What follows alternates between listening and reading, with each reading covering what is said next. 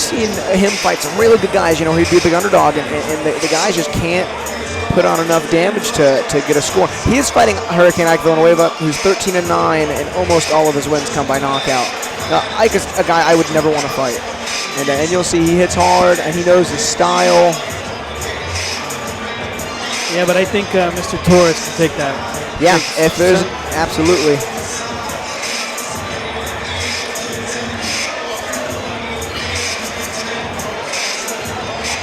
And again, he's coming off of 2 wins in his MMA record, and that broke a 6-fight losing skid, which is good for him. He's running some momentum. Going into a fight after one is always easy to kind of put your mind at more ease. There's less pressure.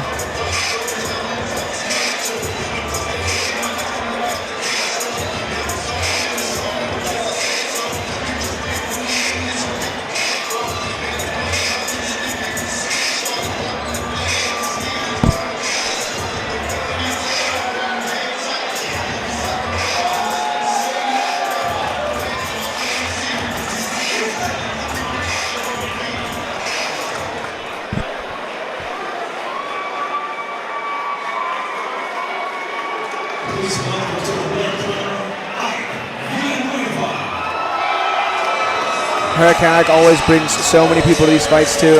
He's been such a fun guy to watch in the Houston MMA scene.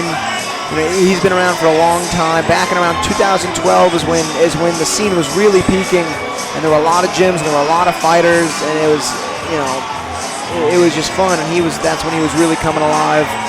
He stayed relatively active. He's had some good tough fights in his career. He's very experienced.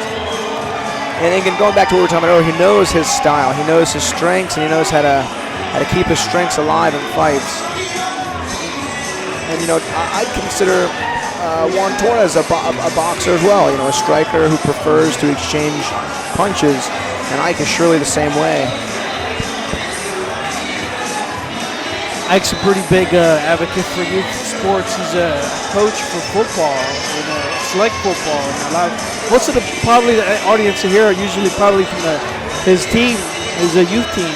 Yeah, and then that's going to be so much fun for those kids. And he always brings such big crowds.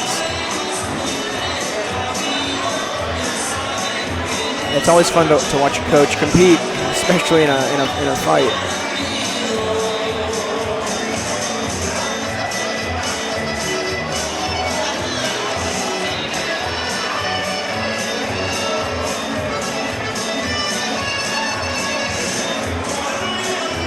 Hurricane Ike, he's fought at middleweight, at light heavyweight, and now here at heavyweight.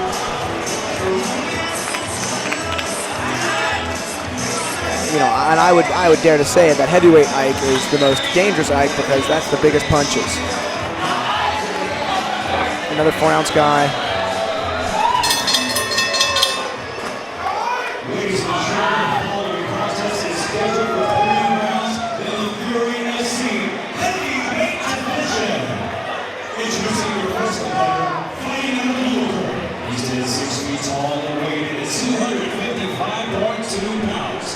Representing his city boxing, he holds 10 victories as a professional, 3 of which came by TKO. This is Juan Torres! I see here on the Fury record he's 10-14, which was different than what I had found online, and generally there's fights missing. He's 6 feet tall and weighing 243.4 pounds. This famous fighter holds 14 victories as a professional. I honestly don't think this is going to last. Someone's got to go down. Yeah, I would think in the betting odds, this is a favorite to finish in the first. I'd put Ike at a pretty big favorite too. He's probably got the better cardio. He's definitely had more like high-level fight experience that has gone the distance.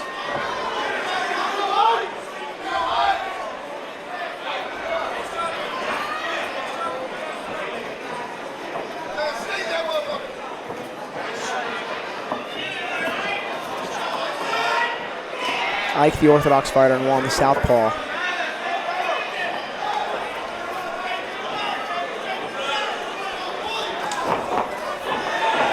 Ike timed a good uppercut.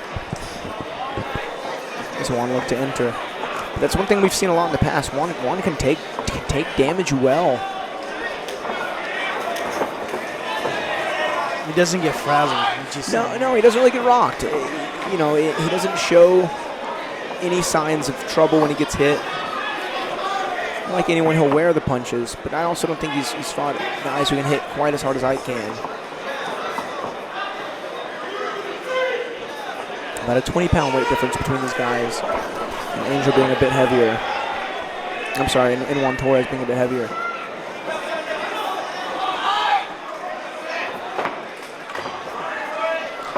It can be a little harder to find like your power hand when you fight someone in the opposite stance.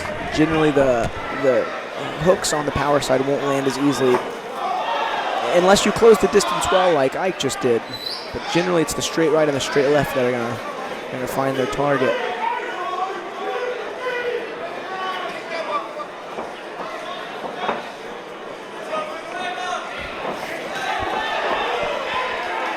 I mean, like Ike landed those 2 right hands, but Juan just kind of stood there, and Ike backed up,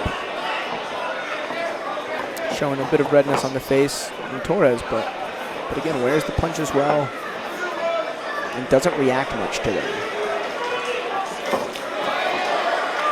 Again, it's the second time Ike's had success using that lead hook, rear hook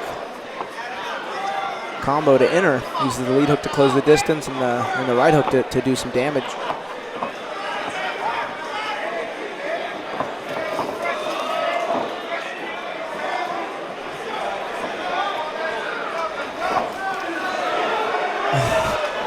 Both guys exchanging punches.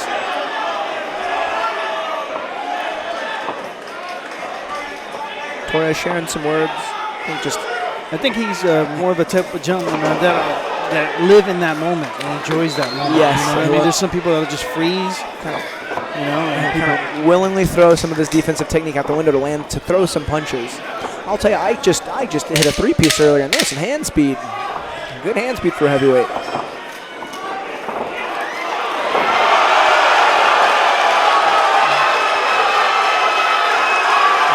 Wow, yeah, I caught Torres coming in, and he dropped him and followed up some good, strong ground and pound there from the turtle position. Torres arguing this stoppage, but it was a good stoppage. That was a big punch. You know, Torres had 265 pounds going towards Ike's punch as he was walking forward. I think that's what Juan Torres always wanted, was a guy who'd stand up with him. You can tell they both had fun in that fight. And I just hit so hard, and he's not really too wild with his punches. You know, he threw mostly hooks, but they were all well-mannered, and they had a home.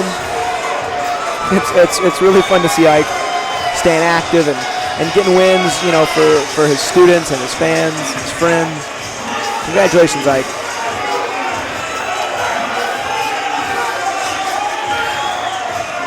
It'd be awesome to see him fight for the Fury heavyweight belt. I want to say it's unoccupied right now.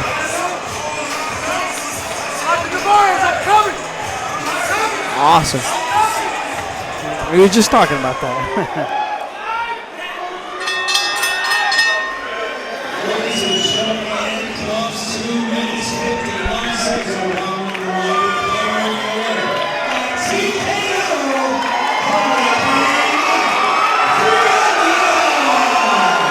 There was 1 second left in that round.